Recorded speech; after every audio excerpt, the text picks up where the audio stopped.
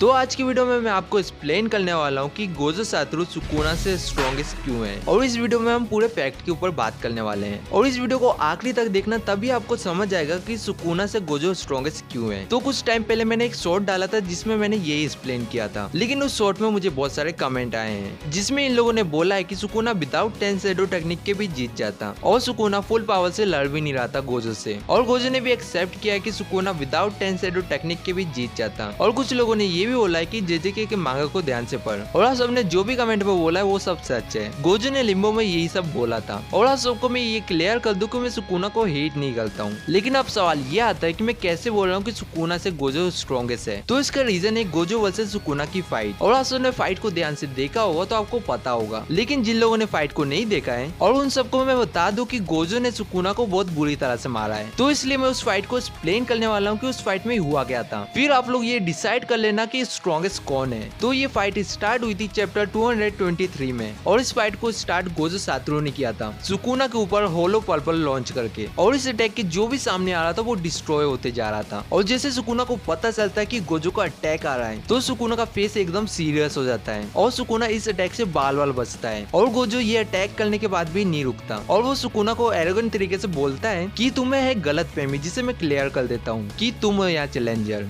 जिसमें सुकुना बोलता है यू डैम ब्रैड, और इसके रिप्लाई में सुकुना हंसते हुए बोलता है कि मैं चैलेंजर हूँ, लगता है कि तुम कुछ ज्यादा ही खुश हो गए हो अपने एक सरप्राइज अटैक से जो सक्सेसफुली लैंड हो गया है। लेकिन ये भूलो मत गोजो सातोरू, तुम बस एक नेमलेस फिश हो जो मेल चॉपिंग बोर्ड में है। और सुकुना फाइटिंग फोर्स में आते हुए बोलता है चलो तुम्हारे स्केलें निकालना चालू करते हैं। और गोजो इसके रिप्लाई में बोलता है कि तुम मुझे एक बात बताओ, तुमने अभी तक मेगुमी का फेस क्यों पहना हुआ है? क्या तुम्हें लगा था कि मेगुमी की फेस की वजह से मैं होल्ड बैक करने वाला हूँ? और तुम्हें ऐसा लगा था तो भूल जाओ, क्योंकि मैं तुम्हारे लिए तो स्पेशल ट्रेनिंग कर रहा था। और फाइटिंग फोर्स में आते हुए बोलता है और वैसे भी ये मेगुमी है इसलिए मैं अपनी पूरी ताकत लगा सकता हूँ। और गोजो ये भी बोलता है कि तुमने एक बार मौत को सर्वाइव कर लिया था ना जब तुम यूजी के अंदर थे, तो इसलिए मैं सोच रहा था कि मैं तुम्हें मारने के बाद मेगुमी के बारे में सोचूंगा। फिर इन दोनों की फाइटिंग स्टार्ट हो जाती है, और ये लोग शुरुआत करते हैं हैंड टू हैंड फाइट से। और यहाँ क्लियर ही दिख रहा होता है कि गोजो सुकुना में भारी पड़ रहा होता है, और गोजो यहाँ सुकुना का पंच डॉज करता है, और इसके बाद डायरेक्ट सुकुना को दीवार में फेंक देता है। और सुकुना को इतनी ताकत से फेंका होता है जिससे वो दीवार तोड़ के बहुत दूर जाके गिरता है। और सुकुना अपने आप को संभाले उससे पहले गोजो वहाँ पहुंच जाता है और उसे अपने पांव से कुचलने की कोशिश करता है, लेकिन सुकुना वहाँ से हट जाता है। और गोजो जैसे जैसे चल रहा होता है तो जमीन एकदम नीचे दब रही होती है। और ये दोनों एक ब्रिज में थे जहाँ सुकुना अपनी एबिलिटी का यूज करके उस ब्रिज को काट डालता है गोजो से दूर जाने के लिए। लेकिन गोजो उस ब्रिज के हिस्से को सुकुना के साथ ही उड़ा देता है और उसे एक बिल्डिंग में दे मारता है। लेकिन सुकुना इससे बचते हुए गोजो के ऊपर डिसमेंटल अटैक करता है, लेकिन गोजो उसे डॉज कर लेता है। लेकिन वो अटैक बिल्डिंग को काट देता है, जिसे देख के गोजो एकदम शॉक हो जाता है। लेकिन सुकुना डायरेक्टली गोजो के ऊपर पंच करने की कोशिश करता है जो गोजो को इन्फिनिटी की वजह से नहीं लगना चाहिए था। लेकिन सुकुना का पंच गोजो को टच कर लेता है, और इसका रीजन है डोमेन एप्लीकेशन। और इसी पंच की फोर्स की वजह से जो बिल्डिंग गिर रही थी ये दोनों उसके अंदर चल जाते हैं, और इस बिल्डिंग के अंदर भी ये दोनों लड़ना स्टार्ट कर देते हैं। और इन दोनों के अटैक जैसे ही टकराते हैं तो वो बिल्डिंग डिस्ट्रॉय हो जाती है नीचे गिरने से पहले ही,